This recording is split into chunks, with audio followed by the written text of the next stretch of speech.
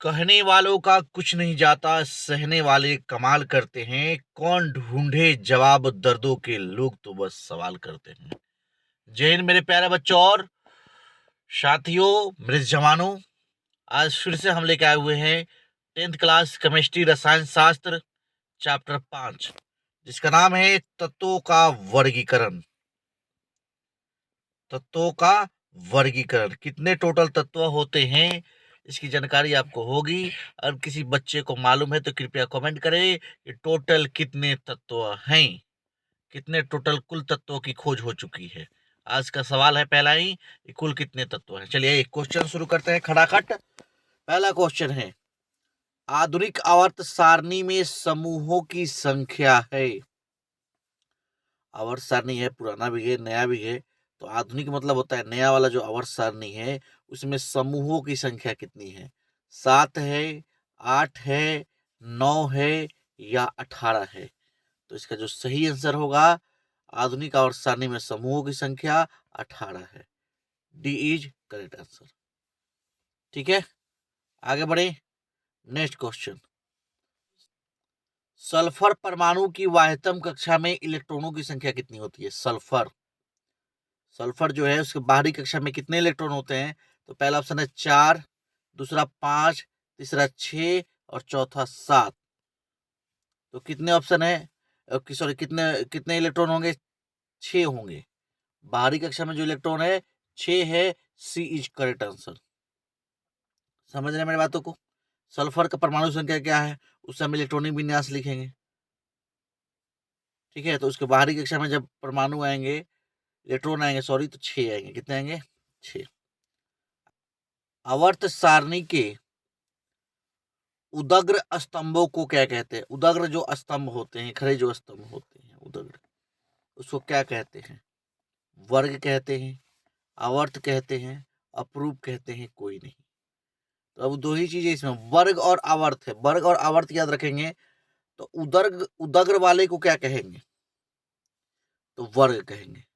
उदग्र जो स्तंभ होंगे उसको क्या कहेंगे, वर्ग कहेंगे। क्लियर है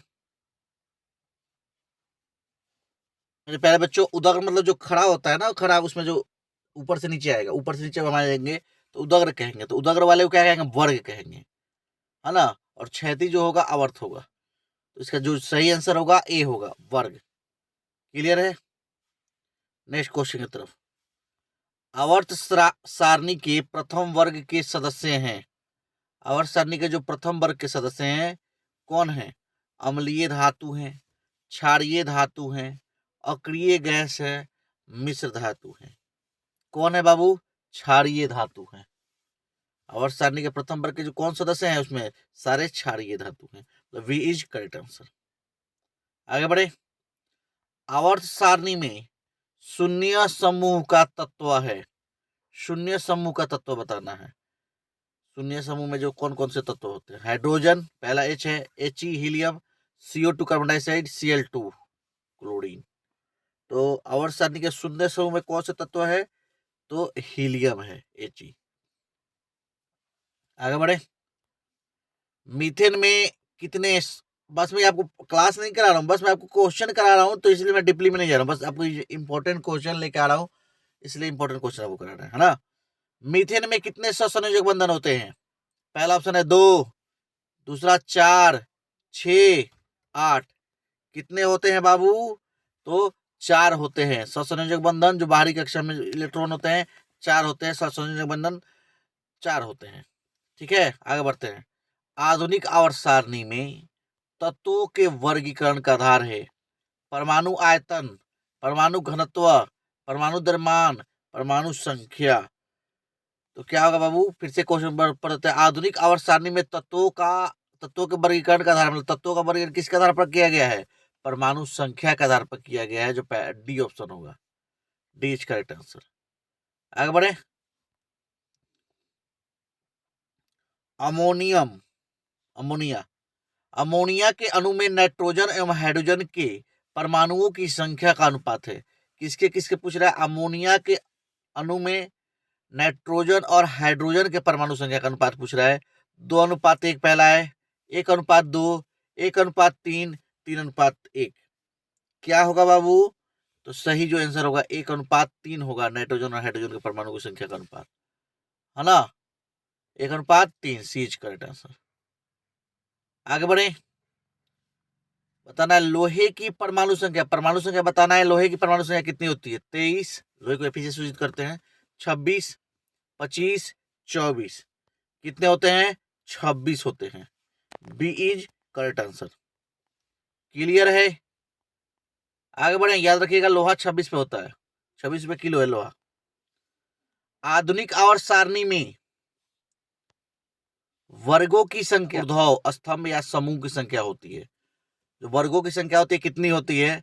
9, 18, 11, 10। कितनी होती है बाबू?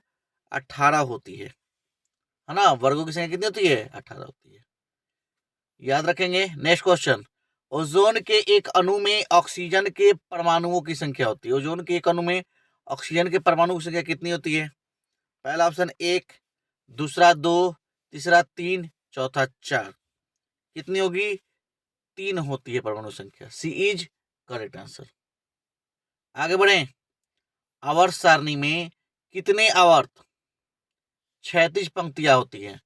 पहला 5, दूसरा 6, तीसरा 7, चौथा 4।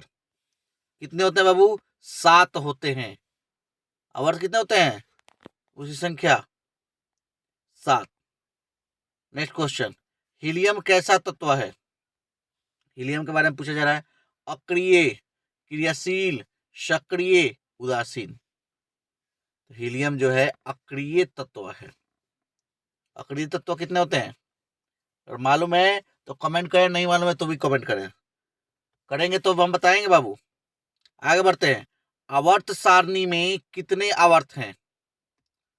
आवर्त सारणी में कितने आवर्त है? पहला 7, दूसरा 9, तीसरा 8, चौथा 12। तो कौन सा आंसर होगा? पहला ऑप्शन होगा 7, ए इज करेक्ट आंसर।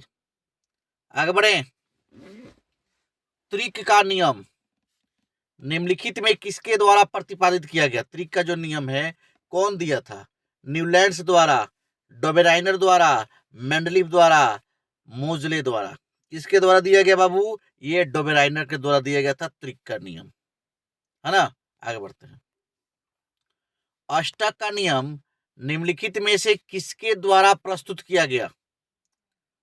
अष्टक का नियम जो है किसके द्वारा प्रस्तुत किया गया है? लोथर मेयर द्वारा, मेंडलीफ के द्वारा, डोबेराइनर द्वारा, न्यूलैंड्स के द्वारा। किसके द्वारा बाबू? तो इसका जो होगा न्यूलैंड्स होगा, डी इज करेक्ट आंसर होगा। अष्टक का नियम न्यूलैंड्स ने दिया था, त्रिक का नियम डोबेराइनर ने दिया था, डोबेराइनर। आगे बढ़े, मेंडलीफ की आवर्त नियम के अनुसार तत्वों के गुणधर्म इनमें से किनका आवृत्ति फलन होता है? तत्वों के जो गुणधर्म होते हैं किनका आवृत्ति फलन होता है? पहला है परमाणु संख्या, दूसरा परमाणु द्रव्यमान, तीसरा परमाणु आयतन, चौथा परमाणविक आकार। तो इसका जो सही आंसर होगा बी होगा, परमाणु द्रव्यमान। फिर से क्वेश्चन दोहरा दें, मेंडलीफ की आवर्त नियम के अनुसार तत्वों के गुणधर्म इनमें से किन आवृत्ति का फलन होता है? किस आवृत्ति का फलन होता है बाबू? परमाणु द्रव्यमान का। आगे बढ़े, मेंडलीफ ने तत्वों को किसके बढ़ते क्रम में वर्गीकृत किया? किसके तत्वों को मेंडलीफ ने तत्वों को बढ़ते क्रम में वर्गीकृत किया? किसको? परमाणु संख्या, दूसरा रासायनिक अभिक्रियाशीलता, तीसरा परमाणु द्रव्यमान, चौथा संयोजकता। तो इसका जो सही आंसर होगा सी होगा, परमाणु द्रव्यमान में वर्गीकृत किया। बढ़ते क्रम में किसके वर्ग में बांटा? परमाणु द्रव्यमान। नेक्स्ट क्वेश्चन, आवर्त सारणी के किसी समूह विशेष में तत्वों के विद्युत धनात्मक अभिलक्षण ऊपर से नीचे की ओर आने पर बढ़ता है। अभिलक्षण ऊपर से नीचे आने पर क्या होता है? घटता है। तीसरा ऑप्शन नियत रहता है, अनियमित तरीके से परिवर्तित होता है। इसका जो सही आंसर होगा बढ़ता है। अभिलक्षण ऊपर से नीचे आने पर क्या होता है? बढ़ता है। लास्ट क्वेश्चन, आवर्त सारणी के किसी आवर्त में बाएं से दाएं जाने पर तत्वों के ऑक्साइड की अम्लीकृत प्रकृति घटती जाती है, बढ़ती जाती है अपरिवर्तित रहती है, अनियमित तरीके से बदलती है, तो क्या होगा बाबू? बढ़ती जाती है। अम्लीकृत प्रकृति क्या होती है? बढ़ती जाती है। B is correct answer. तो बाबू मैंने कल एक क्वेश्चन पूछा था कि IUPAC का पूरा नाम क्या है, तो किसी एक बच्चे ने जवाब दिया है, मैं उसको दिखा रहा हूँ आपको। किसी बच्चे ने उसका फुल फॉर्म क्या बताया है। तो मेरे प्यारे बच्चों, आप देख सकते हैं यहाँ पे सागर बच्चा है जो भाई 10th क्लास का बच्चा है, ये IUPAC का पूरा नाम इन्होंने बताया है, international union of pure and applied chemistry. Applied का IED होगा यहाँ पे, अप्लाइड केमिस्ट्री। बहुत अच्छा सागर, बहुत बहुत थैंक यू। सारे बच्चों को आपने जानकारी दिया, IPC का पूरा नाम बताया। आप इसी तरह से तैयारी कीजिए और आगे बढ़ते रहिए, ये हमारी दुआ है कि आप आगे बढ़िए। जाते जाते मेरे प्यारे बच्चों, वसूलों पे जहां आँच आए वहां टकराना जरूरी है। उसूलों पे जहां आँच आए वहां टकराना जरूरी है। जो जिंदा हो तो फिर जिंदा नजर आना जरूरी है। घर में छिपने से नहीं होगा मेरे बाबू।